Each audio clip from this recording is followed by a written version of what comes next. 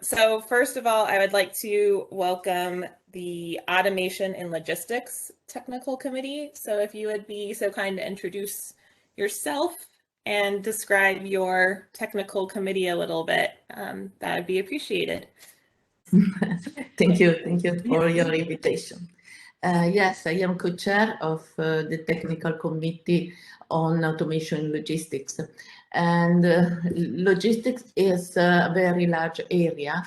Indeed, it can be defined as a detailed organization implementation of complex operations. So it's very large area. And in particular, we can focus on inbound logistics, about logistics in factories, depot, the distribution centers, and also on outbound logistics that focuses on supply chain organization management and also intelligent transportation systems. About these areas, we are organizing special sessions in conferences and also special issues in journal. In particular, Transaction is ASC journal. And why we can you can join to this technical committee. There is the possibility of apply different technologies about automation and robotics in the particular area of logistics. And there is a possibility at the conferences and so on, and a workshop or tutorials to change ideas, information, new technologies, new approaches in this context. That, as I said, is a very large context. It's not also robotics, but also robotics can be applied in logistics, but not only. This is the description technical committee. Thank you very much, Maria. And thank you for emphasizing the connection with automation as well. I think that's a really important component of what our society focuses on. And it might have gotten lost in the flash of robotics, but it really is the core. So thank you. Next, I would like to ask the representatives from the Haptics Technical Committee to say a few words about their TC. Hi, Megan. This is Claudio. So I was the chair of the technical committee on Haptics. Now I'm a senior chair, just had the election. So the technical committee on haptics, of course, deal with research about haptics. So haptics relates in general to the sense of touch. And when we talk about haptics science and haptic technology, we think about systems able, for example, to provide haptic sensation related to the Robotics and Automation Society. Relevance are application in robotic teleoperation, for example. So using haptic sensation to be able to feel remote objects in teleoperation. So as a technical committee, we have several activities. So of course, we organize haptics conferences, mainly IEEE Haptics Symposium and IEEE World Haptics. In the last years, we have also used our budget to fund grants for young researchers, so small grants given to PhDs and postdocs to carry out research in the field of haptics. Of course, we have also sponsored several workshops that you see usually at ICRA and IROS related to haptics, and at every haptics conference, we also host an early career investigators lunch, which is an event where we gather all young researchers and young academics in the field of haptics to share a bit the challenges and then to get to know each other. It's quite hard when you have to start as a young researcher or an assistant professor in the field. We also give every 2 years some awards to reward early career scientists in the field of haptics. And of course, we have selected some distinguished lecturers We have Carol McLean, Angelica Peer, and Jewan Ryu that you can invite through us, through the Distinguished Lecturer Program, to your events related to haptics if you want some senior scientists to talk about their haptics research. And to conclude, we work towards the publication of special issues and high-quality papers to our journal, the IEEE Transaction Haptics, where you can find the most recent advancements for our field. Thank you. Fantastic audio. That's a lot of great opportunities that I hope young professionals will build off of. And I also appreciate the mention of the Distinguished Lecturer Program. I think that's a great opportunity to kind of, again, shake hands with people and just see what's happening in the area. So thank you very much. Next, I would ask the representatives for the model-based optimization for robotics TC to say a few words about what they're doing in their TC. Okay, so hello everyone. My name is Yue Hu, and I'm one of the co-chairs of the Technical Committee on Model-Based Optimization for Robotics. So our technical committee is mostly interested in the development and application of model-based optimization. So we're not interested only in the application of optimization, but also on the new algorithms that are being developed in the context of optimization output control.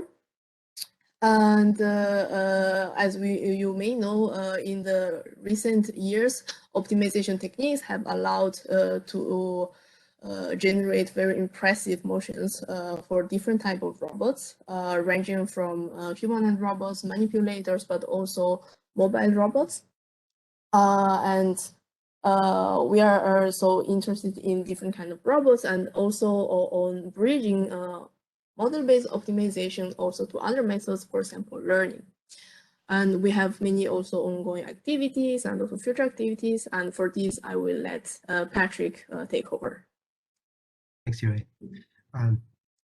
So I'm Patrick Wensing. I'm one of the other co-chairs for the TC. In terms of the activities that we're pursuing in our TC, we sponsor and organize workshops regularly at ICRA and IGROS, and have in the past supplemented that with our own TC poster sessions to gather virtually during this pandemic.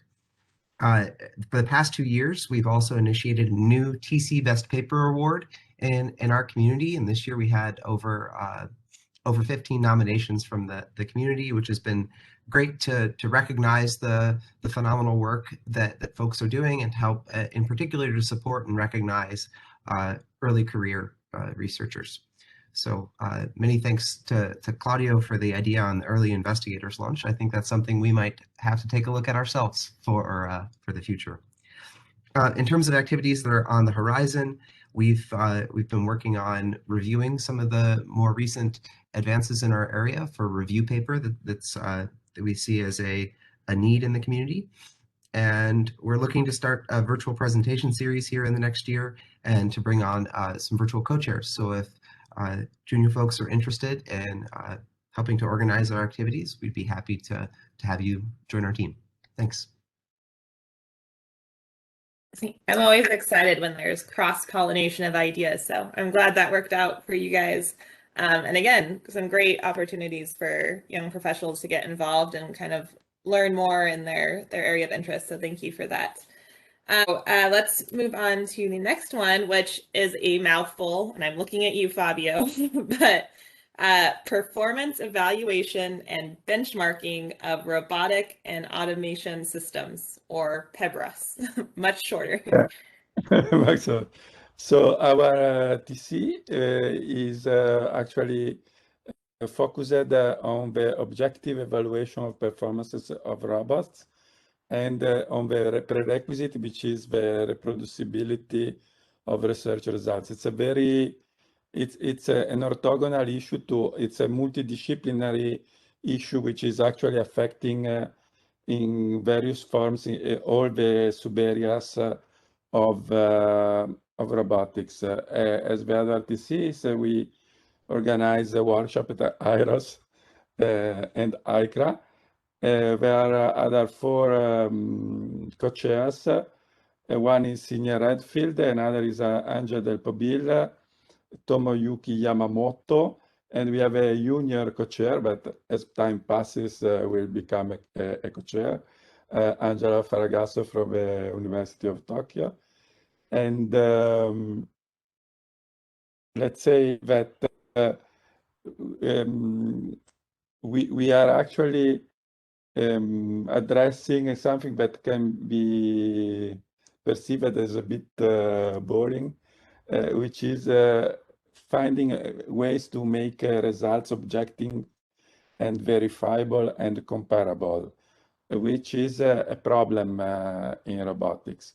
One of our activities on top of, we had a workshop now at ICRA where we actually did some experiment of having remote physical demo, because one of the, we have a pending summer school on research reproducibility benchmarking in robotics that was actually already scheduled for last year, and we will maybe organize in some mixed form in this September, if the pandemics allow. And this, I think, it would be a good opportunity to enter into the spirit. What we usually do in workshop is also that we try to alternate a more senior person and younger person as a speaker. So we try to be open and inclusive as possible. And that's all. I can continue to talk, but I will stop here. Well, thank you. And I would disagree. It is not a boring topic. I think a lot of young professionals that have gone through the research stage and like picked up a journal paper and realized that they can't actually do what the paper is talking about is a good sign of the need for this topic. So I am very glad that there are people working on this, and I think we need more people contributing to that problem. So thank you. And now the last TC that we would have for this panel, I'd like to ask some of the mini representatives for the verification of autonomous systems to please introduce yourselves and say a few words about what is going in your TC. All right, so hi, I'm Signe Redfield. I am one of the co-chairs of the Verification of Autonomous Systems Technical Committee. We are one of the newest technical committees, so we're still kind of working through our list of things we wanted to do, but we are definitely still open to suggestions for more stuff.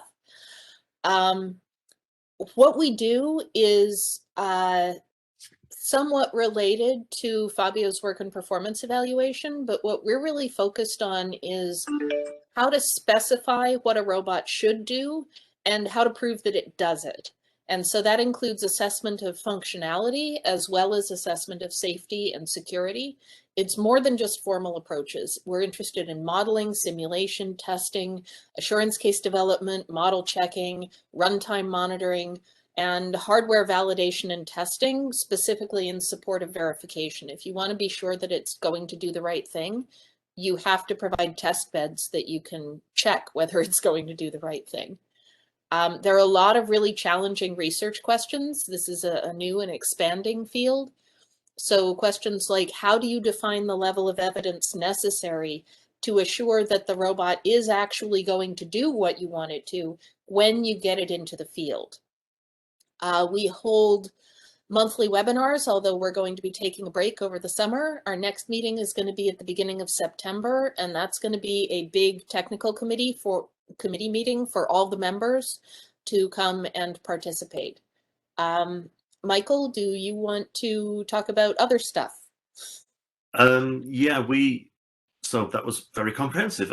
We provide information to other organizations, other parts of IEEE. So we've had a small group providing information for the IEEE P7009 standard on fail-safe design of autonomous systems, so taking some of the expertise that's in the technical committee and giving some suggestions, guidance to the standards committee. And in the future, we're looking at things like road mapping and educational resources as well, because this is an area where lots of people have heard of verification, but hardly anybody knows exactly what there is. And there's lots of possibilities. And I guess since this is a sales pitch, let me say that we're moving from a world where it's sufficient to build something to it's important to not only build it, but provide evidence that gives the user or the regulator or whoever's going to ensure it, for example, confidence that this system really will do what you want, especially as you let it loose in unpredictable environments. So these types of techniques are going to be important in the future. Come and join us. I like that closing sales pitch statement. Come join us. So again, I appreciate all of the quote sales pitches, as you said, but honestly, again, just highlighting the idea that robotics and automation is a huge society. There are a lot of topics covered, but there are these technical committees and smaller communities there that can kind of help be a little home for you. So I really appreciate all of you giving a little overview and showing your faces so that we can see that there really are people behind these big names. If anybody has any questions, that would be fantastic. They're not scary people, I promise. Nice people. Well, if you can ignore my because you are remote, so we cannot harm you. if you can ignore my dog barking for a minute. Okay. Yeah, I just want to say I've been wondering about we have 44 technical committees, right? And collectively, can this group tell me, is there an overarching mission or vision for a TC? Like what is the thing that you're trying to do? Is it to bring together a community for networking? Is it trying to make your membership huge? Is it trying to create educational materials for the public? Like, is there a common mission or vision for TCs? That's to anybody that wants to answer, because I'm not certain. All of the above, but in different proportions for each committee. I think the way that Tony Maciejewski has pitched it in the TAB meeting has been that, you know, the TCs are supposed to be a mini RAS society within RAS, that, you know, RAS is so big that it's hard for people to feel like they have a home in RAS overall, whereas within the TCs, you know, many TCs are running their own conferences even, and so they could almost stand on their own as a society, like humanoids or soft robotics, right? And so I know that's a little bit of an ambiguous definition, but one that has stuck with me. And I think it also, so very years ago, 11 years ago, I went to ONR Global and I started asking every researcher I ran into, do you do verification? These are tough problems. Do you know anyone paying people to work on them? Do you know of any research? And the answer was uniformly no, that nobody did. And so when I got back, I started trying to pull people together to say, hey, I see a lot of giant research challenges here. Why is no one working on them? And so for me, at least, the technical committee is a way to bring visibility to the problem and have an impact on RAS's ability to publish that research.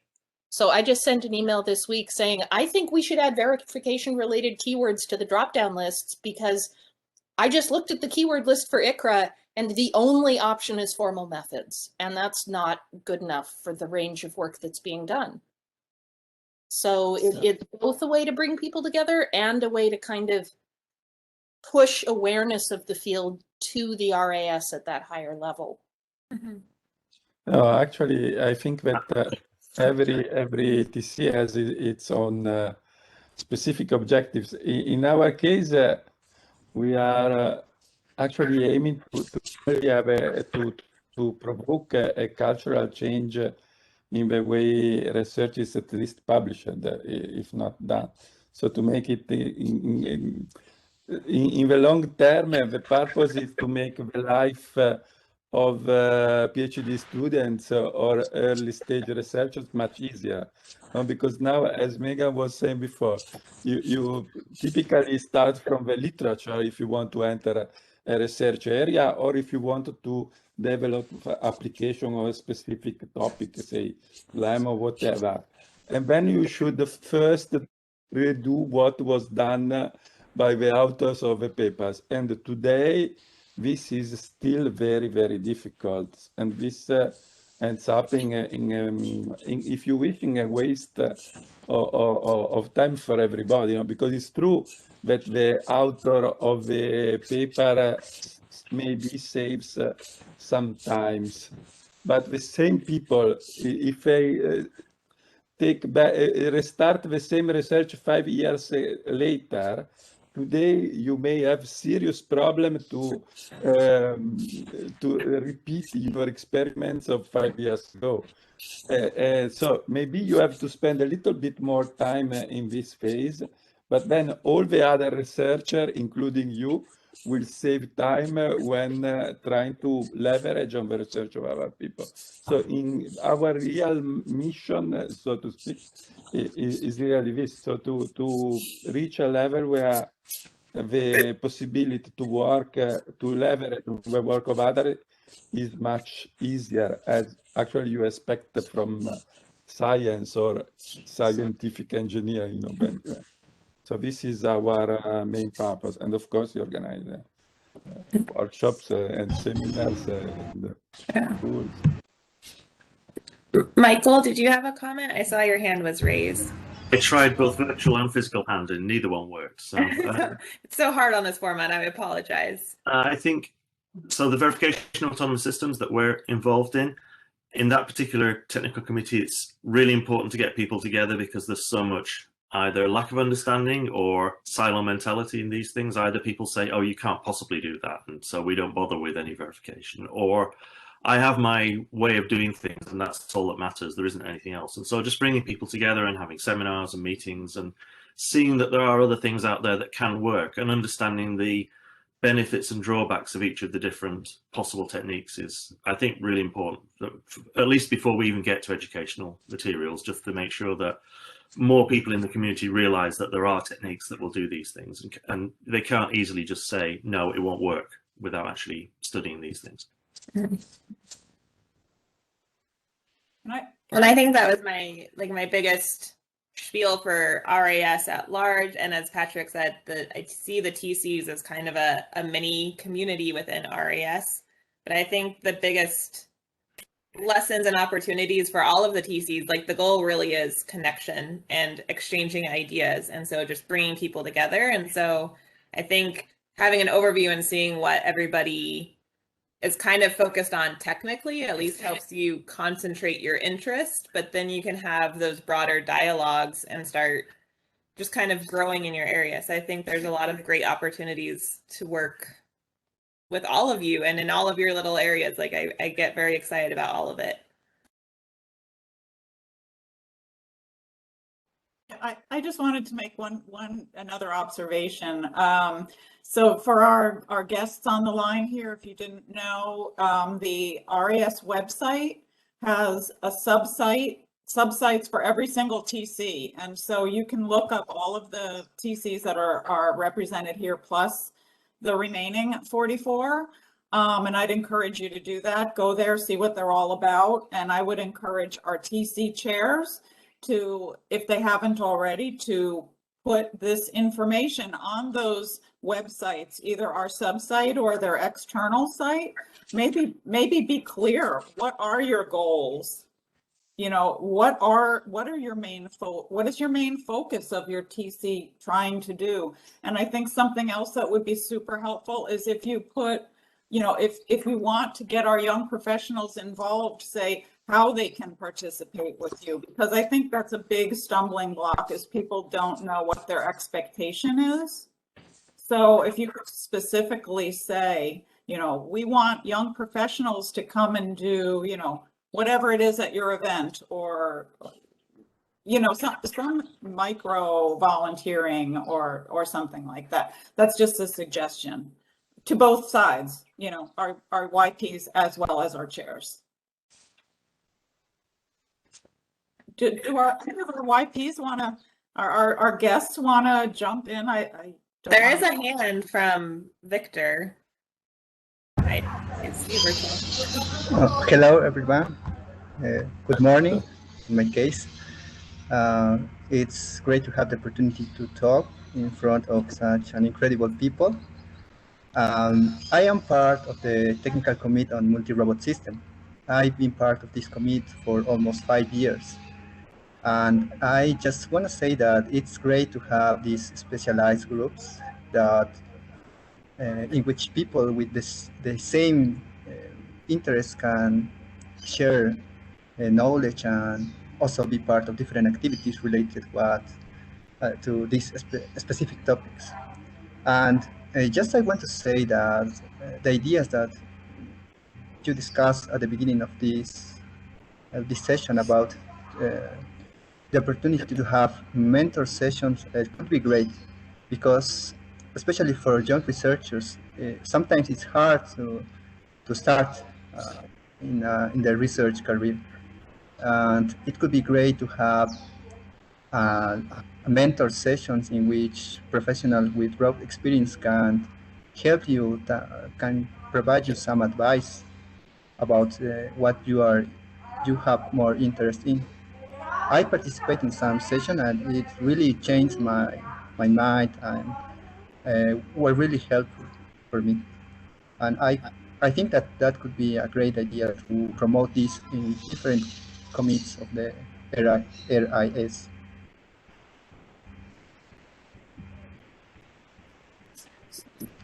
Thank you very much for those comments, Victor. I really, again, it helps to hear that other people agree with some of the ideas and that it is of value. So that's very good motivation.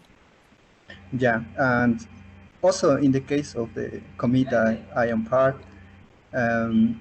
it's they organize different activities, and in my case, I try to support the activities or to be part of them, or just to promote the research areas, for example, in my case, in my region, which is Latin America. Sometimes we have the problem of the language. Most of the resources are available in English, and that's great. But for developing countries, sometimes people, especially young professional or people who is finishing the university, they do not know, they do not have proficiency in English. So one way in which I am involved is that making all the material and resources available in Spanish, in my case. And that's great because it's a way in which I try to be part of my commit and trying to make all the resources available for people in my country. And it's great to have these technical commits. And I think that's a great idea for some of the technical committees as well when they're looking for kind of a way to engage young professionals. That could be a great way, is to even just start translating resources and coming up with ideas on how to cross those language barriers and really disseminate information more broadly. I think that's great. Other thing that I found interesting is that especially for young researchers, sometimes it's difficult to know what are the problems that, for example, what are the problems that can be considered solved in the different fields. And sometimes we do not have a clear idea about that. I think that could be great if the technical committees can make something about that, to promote, to clarify that kind of things. It could be great as well.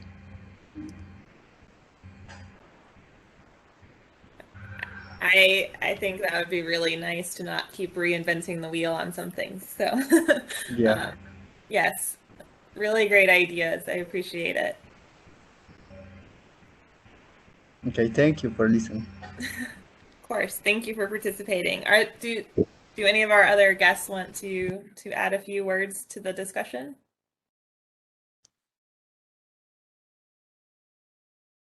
All right, well, my name is Edgar, and right now I am in the transition to be a faculty member at Notre Dame. I will join Patrick Wensing, and I see that this is a great opportunity for me to be outside the US mostly. Like I see most of the researchers here, and it seems the community is well built here, but I see this as a great opportunity to connect to people around the world. I am from Colombia, and connecting to what Victor said, is great to be able to connect to other communities. I know there are many people outside that would be interested to see what we are doing, and so I'm very excited. This is my first meeting. I'm glad that you took the time to explain a little bit of the introduction, the vision. I would be joining the Wearable Robotics Technical Committee and probably others to try and see what's up. But for the most part, I'm glad this is an opportunity, and thank you for bringing this space for all of us. Thank you, and I guess thank you for Patrick for passing it on. I'm glad you could join us, Edgar. And yeah, look forward to seeing your contributions.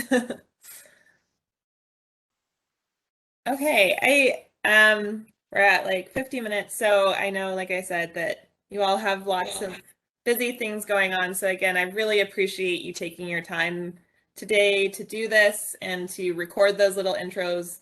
I really look forward to distributing those to young professionals and continuing to grow on this. I really hope soon we can all actually have these interactions in person, but thank you for making the virtual meeting much more friendly with all your faces and great comments. So thank you very much. Have a great rest of your day. If you ever have any ideas or you want to like work with some young professional networking type events, please feel free to email me or reach out to me. I'm always looking for ideas and just trying to, again, help make that connection, because I think that's what actually makes robotics so great, is bringing humans together as well. So thank you all. Enjoy the rest of your day, and we will be in touch hopefully soon.